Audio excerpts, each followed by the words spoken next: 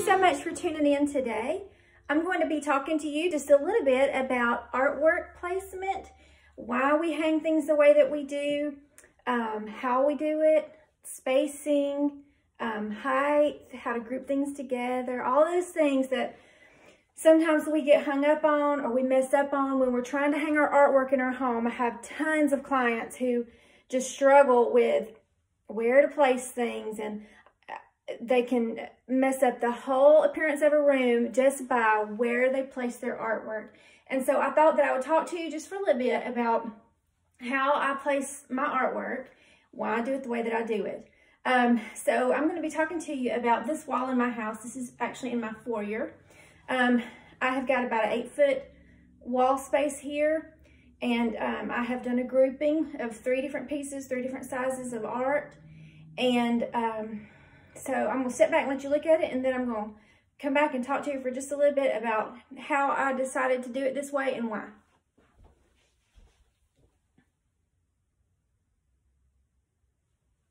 Okay, so as you can see, I have 3 pieces of artwork that are completely different, yet they look cohesive.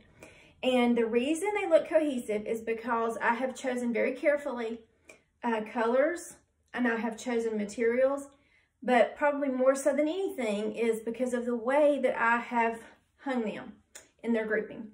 So I've got metal, I've got a piece of art that is trimmed in wood. This piece is completely wood, but it's painted out, and it's distressed, so you can see some of the wood peeping through. And it works together, and it works together really well. The first thing I want to talk to you about is if you've got a 8-foot space like I'm working with, then you want to place your art on the center of the wall. I always pull out my handy measuring tape and my level when I'm measuring or when I'm hanging artwork. And I figure out where my center piece, or the center of my wall is. So on this wall, my center was here. And so that's how I chose to put this cross right here, is because I needed this to be my center.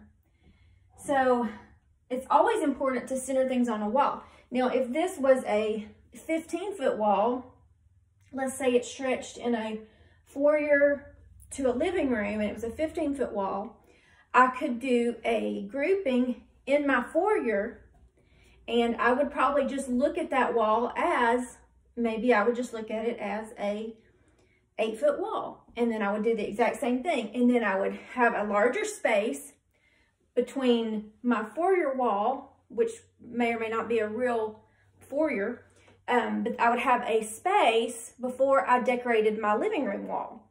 And then I would do the same thing there. Only I would use, if I were placing something over a sofa, I would use that sofa as my measuring point.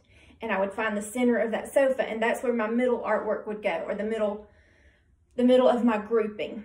Okay, so I know that sounds really complicated, but it's so simple. The next thing that's super important when hanging artwork is where you hang it on the wall, as far as how tall or how short you hang it. The rule of thumb is eye level. Now, eye level for me, because I'm like 5 foot tall, and eye level for somebody else could be much different. But so many times I see people hang stuff too high. And I don't know if it's because they let their husbands hang it or if they just think that's how it goes. But you want things eye level. So since I'm short, I wouldn't hang things necessarily my eye level, but like the average person's eye level. And so and when I say eye level, not the bottom of the frame, but the center of the picture is eye level. When you walk in your house, you want all of your artwork to be the same level, the same height all the way around, so that your eye just flows around the room and you can see all the artwork and it looks cohesive. If you got some up high and some down low, and it just doesn't look good. It needs to look cohesive. So that's a big point, is just don't hang your artwork too high. I see it 9 times out of 10 in my clients' homes. They hang stuff way too high. And if you go in somebody's house and their artwork's up high, you're looking up towards their ceiling or their ceiling fan or their light fixtures. And that just doesn't need to be the way it is. It needs to be eye level for the average person. So ladies, a lot of times we need our husbands to help us hang stuff, but you pick the spot. Don't let him just hang it because he's tall, what his eye level is, okay? So the next thing is the width of the wall. Is you want to make sure that you're not spacing everything out. So for instance, you don't want a piece here and then 2 feet over, you got another piece here, and then 3 feet over, you've got another piece here. That just doesn't look good. Put things in groups. The only time that you can hang things alone is, okay, so if it's a large wall, the only time you can hang something alone on a large wall is if it is a large piece of art. And I mean large piece of art. I don't mean medium large. I mean, it's got to fill up that wall. Or if you have a narrow wall, you can hang one piece because you wouldn't want a whole lot of stuff on a small wall anyway.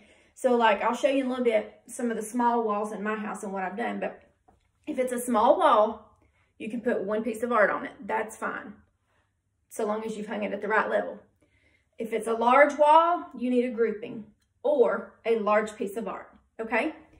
The other thing that's super important when you are putting together a grouping or a collage or a gallery wall, it's very important that you're spacing things out in the right way. Now, I lay it in the floor. If I'm doing a gallery wall or a collage or a grouping, I lay it in the floor, and I may have to move pieces around 10 times. I may have to add things. I may have to take things away. But I just I put it on the floor, and I imagine that floor is my wall. And I play and I play and I play until it feels right. And then I take a picture of it on my phone so that I don't forget exactly how it, because I worked so hard to get it to look just right. So then I've got it on my phone, and then I start putting it on my wall. Now, when I'm putting it on my wall, I have to be sure that I'm spacing it out right. My rule of thumb, for the most part, there are some exceptions, for the most part, is I use my hand as my space between pictures. Now, my hand is kind of small. Again, don't let your husband put his big old monster hand up there, because then it's going to look weird. But the average woman's hand, okay, is what I would say. So you can see right here, there's my hand. You can see right here, there's my hand. Right here, I've got about 3 fingers. Now, the reason I didn't do my whole hand is because I have a cross, and with the cross, I've got this blank space right here. Now, even though physically this is blank space, visually it is not, because you have the cross there, okay? So you got something taking up the space. But I just wanted to be real careful that I didn't have too much blank space by pushing my picture over. And again, that's just one of those things, you play with it until it feels right. You move things around until you get it just right. On the floor, before you start putting holes in your wall, make sure you get it how you want it. Okay? So you want to get things spaced out just right. If things are spread out too far, it just don't go. The eye does not flow. That's super important in decorating, is you want the eye to flow. When we're doing tablescapes, I've talked to you before about heights. You want different heights. You don't want everything the same. Same thing with artwork. You want things spaced out right. You want things flowing. You don't want it just to feel blah, okay? So with this collage wall, I've got my browns. So this is a metal, but it's got a brown undertone to it. This is a really creamy white, really creamy off-white artwork with a brown wood frame. And this is a light green, but it's got the distress on it. You can see the wood peeping through. The letters are painted out in brown, which ties these two together. And the brown in both of them ties it in with this. If this were just a black metal cross, which I know it's probably hard to tell in the video, but if it were just black metal, it wouldn't really go. Which again, is not a problem. I am all for changing your artwork. I keep craft paint. I always have my craft paint. And if this had not had any brown in it, but I still think the size is perfect for this wall, I would have added some brown to it, just a little bit of sponge brown. Don't be afraid to change things up to make it work for your house, okay? Saves money, it's fun. Just do it. Don't be afraid. So anyway, these are all warm tones, no bright whites. If this were a true white, a bright white, trimmed out in white, it would not work because it just would not have those warm tones that go together. So the moral of the story is make sure you're hanging stuff at the right height, eye level. Make sure that you're grouping things together on larger walls. The only time you can hang pieces of art alone is if it's a big piece of art on a big wall, or you can hang smaller pieces on smaller walls, so long as they're not too small. You cannot tell here because of the camera angle, but from the edge of that cross to the wall is about 1 foot. From the edge of this top artwork to the wall is about 1 foot. So I've got things spaced out just right. The same rule applies on a small wall. If you've got a small wall, you need some space before, like you don't want to fill up from the crown or from the edge of the doorway or the wall to the other doorway. You don't want to fill that space up. You need a space between the molding and the artwork. You don't want to put too small of a piece because then it just looks lost. Small artwork on large walls look lost, even if it's a small wall with a small piece of art, okay? So I'm here. If anybody has questions, you can go on my Facebook. You can message me on here. I'm glad to answer your questions. I do virtual design. I do consultations, whatever you need. I'm glad to help you. Thank you so much for tuning in. Make sure that you like this video and make sure that you follow me and subscribe to my channel. Thanks. Okay, here is another wall that I have done. This is also in my foyer. As you can tell, this is a little short, narrow wall. It's probably about 2 feet wide, 2.5 feet maybe. And I have placed the mirror there, which in a foyer, mirrors work really good. People sometimes like to take a last peek at themselves before they walk out the door.